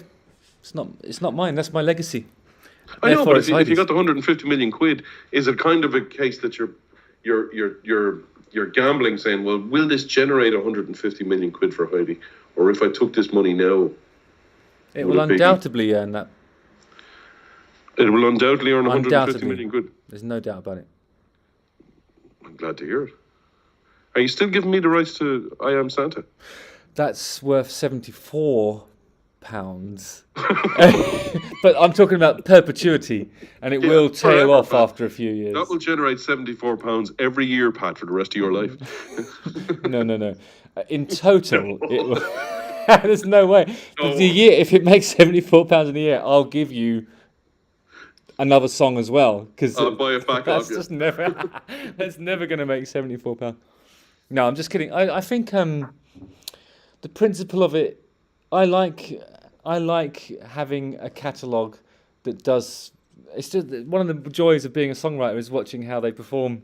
Some months they do really well, some months they do nothing. But it is always just fun. It's part of the fun of writing a song and watching what it does. And it'd be really sad to just sell it off. I wouldn't want to do that. I think it's nice as well because it gradually earns a good amount, over the years, and you can borrow off it, or you can just watch it. And the money that you get is yours, and it's because of the song that you've made and the happiness that it brings people. And I want Heidi to have that. I don't want to sell it off. It'd be sad. That's fair enough, yeah. What am I going to do with 150 No, million quid anyway? I don't think I wouldn't want a different house. I like the house I live in. Fuck that. Thailand. What? Thailand. All right. So when I'm 59 years old, I'll sell it, and then we'll Sell it all. And then when I'm 60, we're going to Thailand.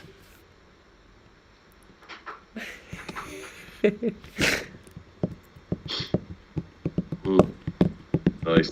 Sorry, what we're talking about there is Justin and I made a pact that if we get to be properly old men, we're going to go bananas in Thailand with his money.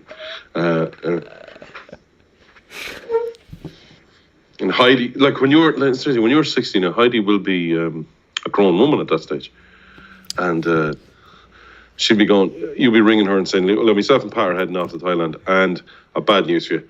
I sold off the rights to everything to hypnosis yesterday." She'll be going. So we'll be just heading to the airport when Heidi's lawyers will just stop you outside the airport and go, "Excuse me."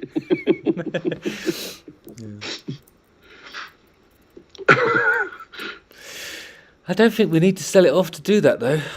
I think there's some good times coming. I just have faith in it. I believe in it. Right? I think while Yeah. while I'm alive, I think my catalogue is reasonable for me to enjoy the fruits of it. After I'm dead, it's Heidi's, Sure. and she should enjoy the fruits of it. Yeah. You know, it'll still be a valuable catalogue. Makes sense. She can do what she wants with it later. Mm. Mm. At that point, it's Yeah, I hers. think these things I'm talking about, what they're doing is, so say, like Springsteen sold his, I think, and Bowie's estate sold his, and Prince's estate. So it means, I suppose, that they get this big lump sum up front, and then this company, whatever it is, there's two big companies, another one I can't remember the name, but who are doing this. So they could go and place it in movies and place it in advertisements and do whatever they want with it at this stage. So, you know, so I believe in a thing called love could be used to be selling butter or anal lube or whatever it might be, you know. Yeah. Like if you were still alive doing that, like a lot of these people are very much coming to the end of their time here on Earth, I suppose. They must be.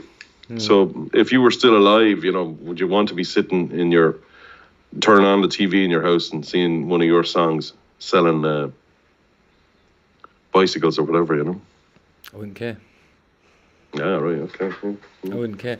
There's two ways of looking at those things anyway. It's kind of like Minerva's telling me, Pat, he doesn't want to do it. I know he doesn't. This is called a line of questioning, Minerva. This is what I do, you know? Yeah. No, but I think when you have like songs, there's a certain, I don't know, if there's something really abhorrent about it, then you just express it, and then the people that you've collaborated with can either respect it or not. But the thing is, it's not just your earnings; it's the other people that, like, for example, if it was the song "Music Again" that Adam Lambert and sang. Excuse me. I wrote that 100%. So which I it's saw a kinda clip of it. I saw a clip of it in one of your videos. That's what I'm talking about with the production values. Oh yeah. He said something about Adam Lambert, and then the video comes up like magic. I don't even have to go looking for it. Brilliant, isn't it? I don't know who's involved in that, but that's just incredible. Anyway. But if that song, if they wanted to use that for a dairy, or like some sort of, or you know, something that I didn't think should be happening, you know, then I would be like, okay, well, you can't do that. But if it's a darkness song, like even one that I've written most of, like an I Believe in a Thing Called Love or something, it'd be like, hang on, I've got to. It's the other guy's livelihoods as well, and they don't necessarily share my ideological objections to certain uses you're of it. well known for your ideological thinking about everything. Yeah. No, but I mean, I do draw the line in certain areas. I've turned down a lot of things that you might be surprised to hear, actually. I would be surprised to hear that. Yeah. Yeah. No, I have. I've turned down a lot of things. I think I get great enjoyment out of hearing all about that. To be honest. Yeah, I think you can make fun of me all you like, but I'm not making fun of you. I do have a line. Don't get up on your high fucking No, I have a horse. line, and I don't cross it. That is the reality. But I think Okay. I do think that sometimes the line gets blurry when the other guys are like, "Oh yeah, let's do this, quick, let's do it," you know. And I have to consider them as well, their livelihoods, you know. Yeah, that makes sense, I suppose. So it's easier. Would it be easier for someone like, say, someone like Bruce Springsteen, who doesn't collaborate with anybody really when it comes to writing, who writes all his stuff himself? So he owns it all, or Dylan would be the same, I suppose. Yeah. So it's just one fella making the decision and just saying, yeah, I can do this and I can do that. Yeah. So, yeah. I think they just go like, oh, because it would be like, can we use this for Donald Trump's campaign? You know, they'd be like, well, no, you can't. True. Yeah. There's a couple of questions there about does Heidi have a favorite Darkness song? What does she think of your music? She used to love Love on the Rocks. That was her favourite one. Then it was, now it's I Believe in a Thing Called Love. I don't know if she's really into the rest of it. I don't play her stuff generally, unless she asks to hear it, you know. Unless she asks, it's on all the time. Yeah. Yeah. What about this? Yeah. She asked me to switch it off. Yeah. That's what my daughter every week. I said to her, I said, did you listen to the show? Did you listen to or if I'm on something? Did you listen to that? So you didn't tell me what channel it was on. I said, look, I sent you a link. I told you what time it was on. Just won't listen to it. Just refuses to listen to it. You know. That's it. I didn't do the thing. Sorry. She did a school tour. She's gone on a school tour, and I had to pick her up at a thing during the week. And then she says, "No, this is how much money I need from you today." Let's go.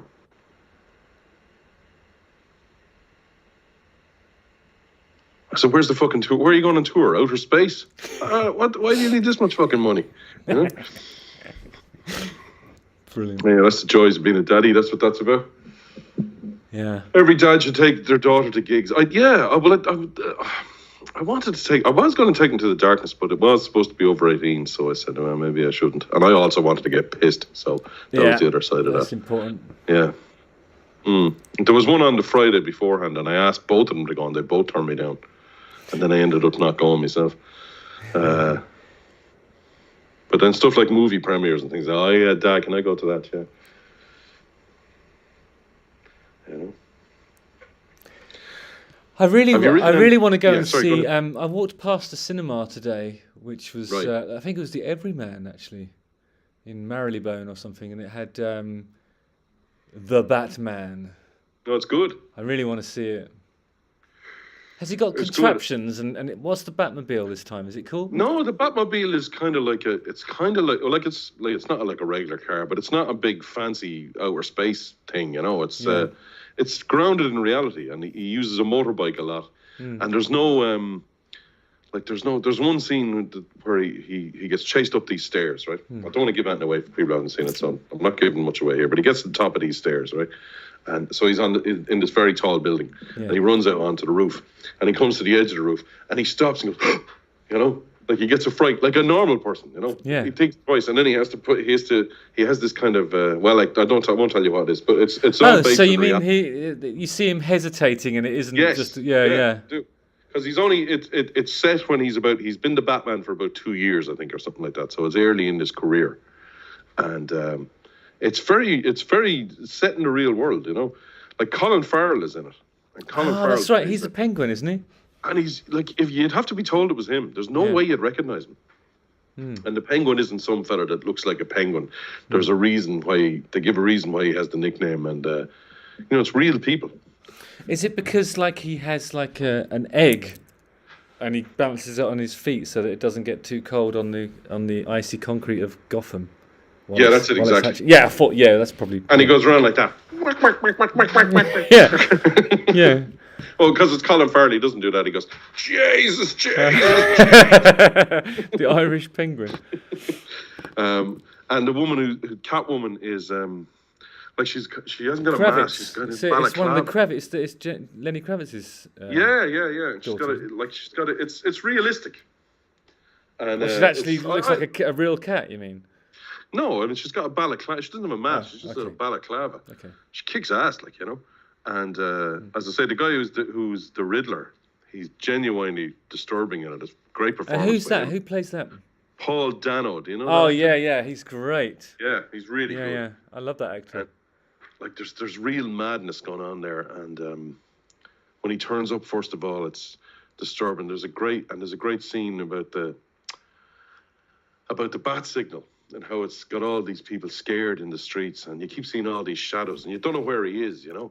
So people are going, and they're just focusing on, Jesus, maybe he's in there. Oh, it's very good. I really enjoyed it, and I was kind of sick of all that superhero shit, but it's not like that. There's nobody from outer space.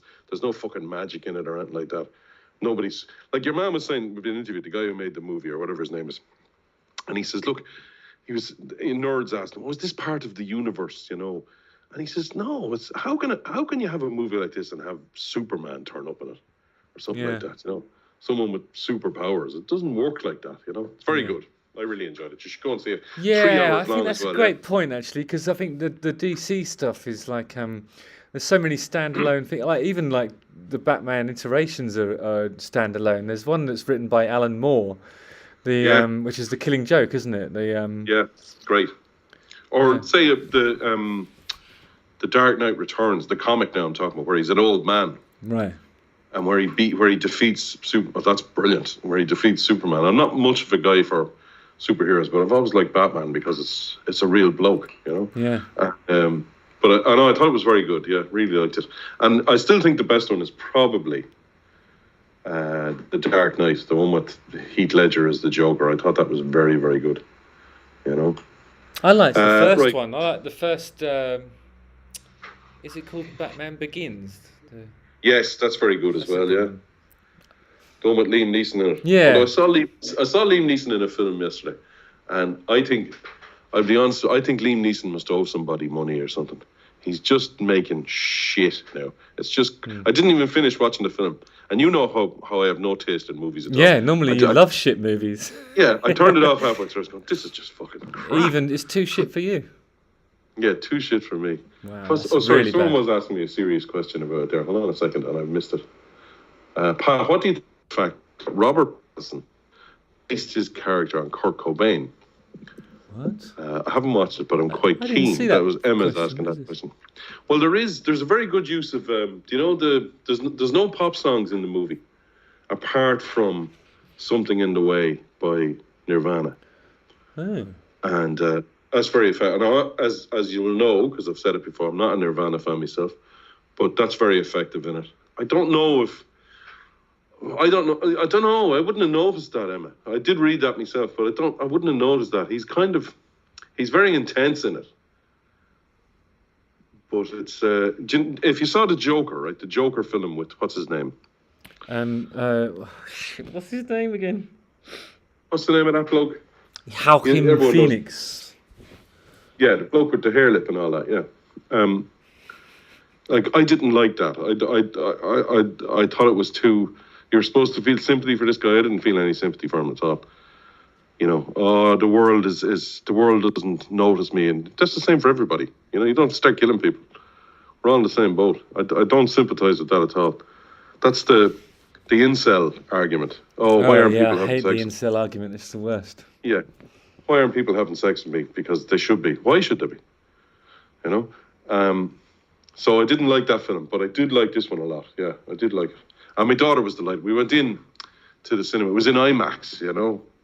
And so we went in, and first of all, I had to go in and I go to the desk and I say, how you doing? I've been invited to this. What's your name? Pat Carty.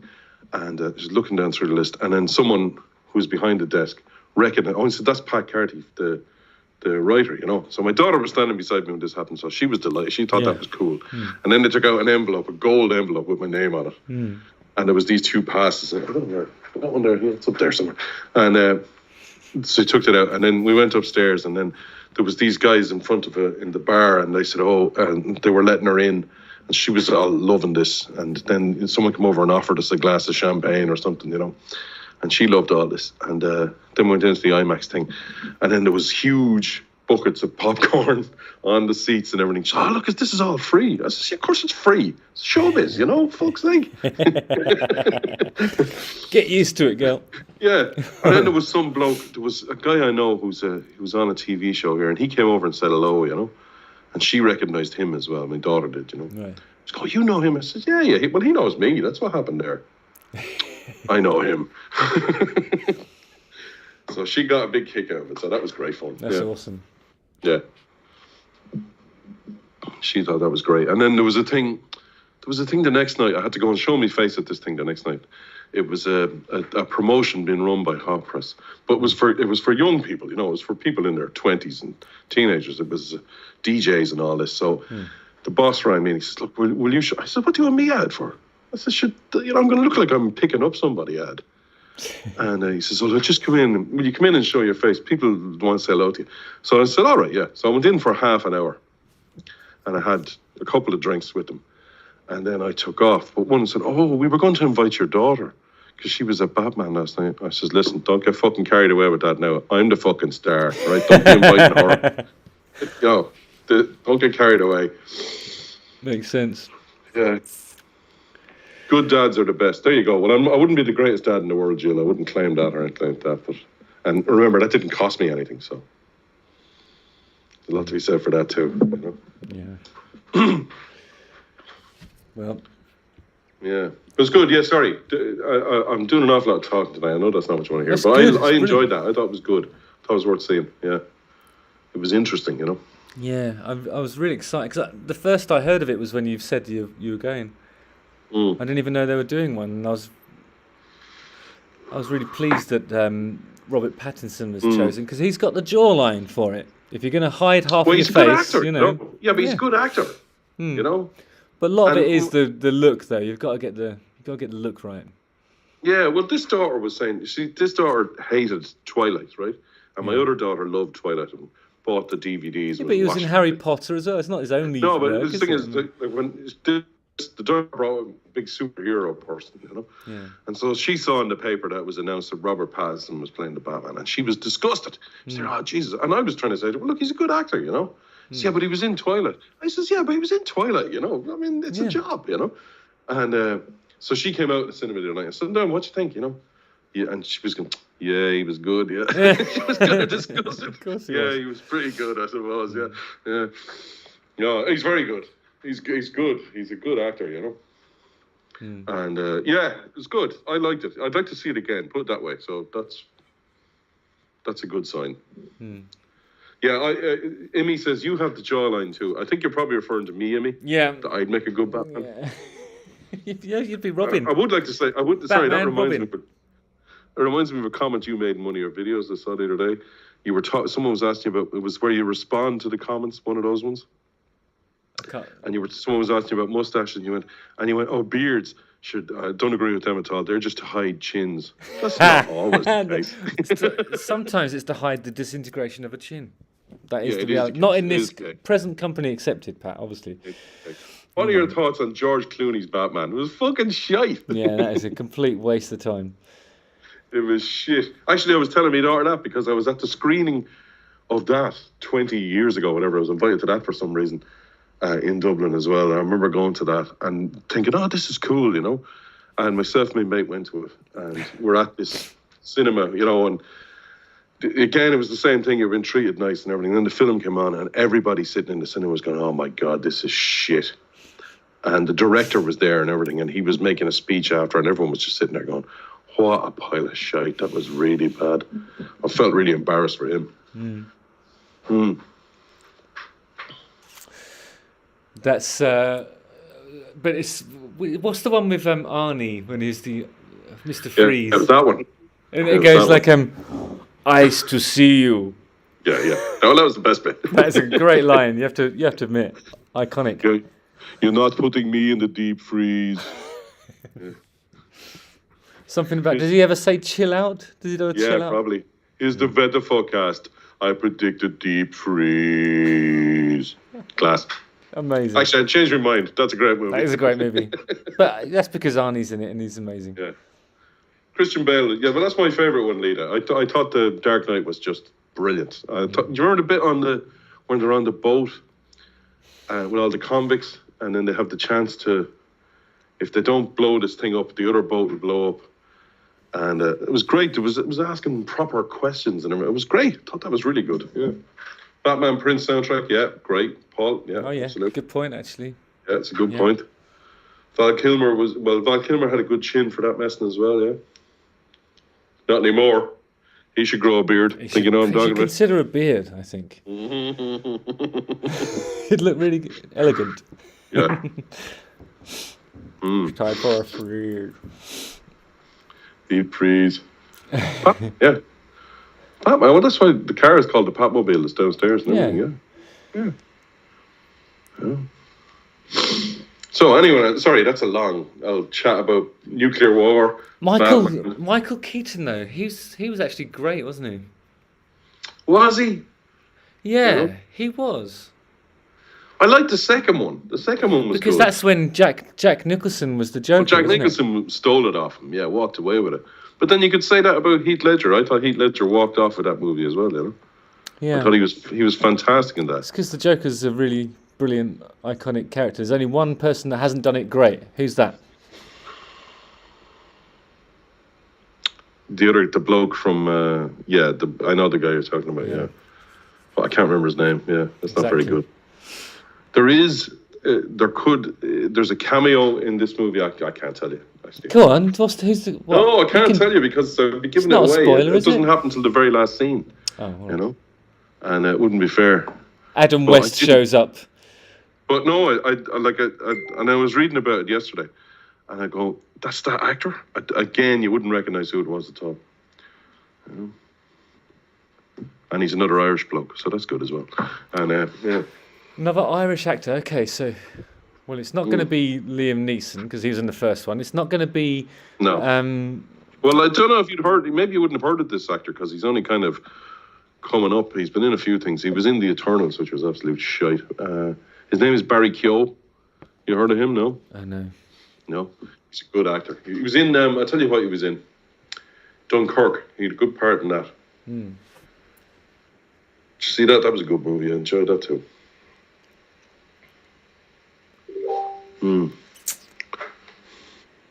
Short.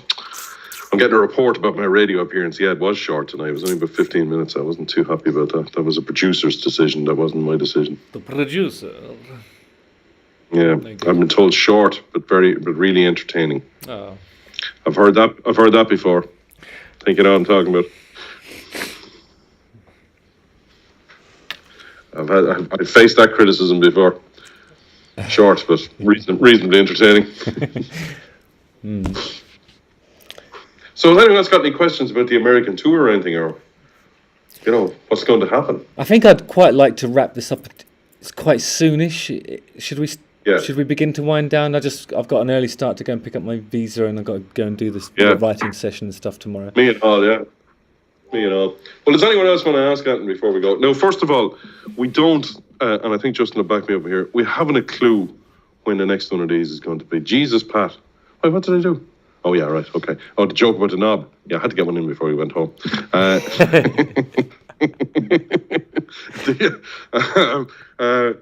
We don't know when the next one of this is going to be. Haven't a clue.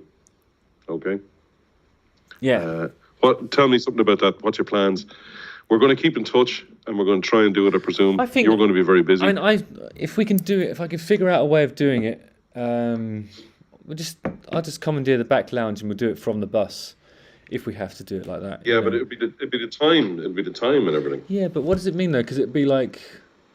Well, that might work in your favour, actually. Yeah, I think because even on show days it might be all right, and we just wouldn't be able to talk for 2 hours. Sunday night, it might be 4:00 in the afternoon or something when it's 9 o'clock here or whatever it is. Just do a short. It'll have to be a shorter one if it's a show day, but we can still do it.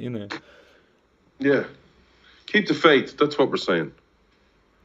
You know, I know this is entertainment gold, and it'd be very hard to live without it. I can't even keep a straight face. What? No, we're doing great work here, Pat. Look, 56 people can't be wrong. Actually, the numbers are big tonight. Yeah, maybe it's because we took a week off, is it? Because we're on fire. We're doing our best work.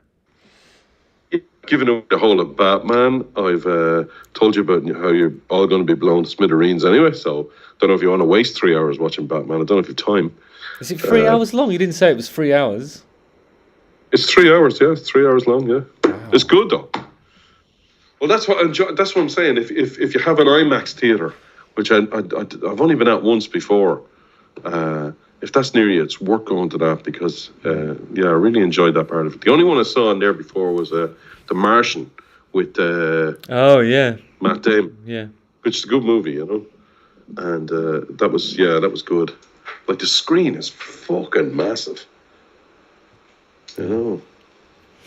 I guess that's why they called it IMAX, I suppose. I guess that's what anyone else want to ask? It the IMAX. Yeah, I mean, obviously that's as Vicky points out, that VIP. Yeah, well, Vicky, I mean, I served me time on the other side of the velvet rope, and now I'm on this side of it, and that's just the world I move in now, and that's the way it is, you know. Living the dream. I don't take it for granted. It could be taken away from me next week. I doubt it, but it could, I suppose. I go around like that in the cinema. People who were in the Olympia in Dublin saw me get up and make a fucking complete fool of myself when I rename from the stage. I made a complete arse of myself. Brilliant. Yeah. Looking forward to the Boston show. So where's the first show? Sorry, before I let you go. Have you any idea? Do you even know where you're going? San Diego, yeah. I actually do have you're flying all the way to the other side of the country, yeah? Yeah, we start off on the other side. And then we gradually work our way back, I suppose. And finish off in Boston. Are you excited? Pat, look at me.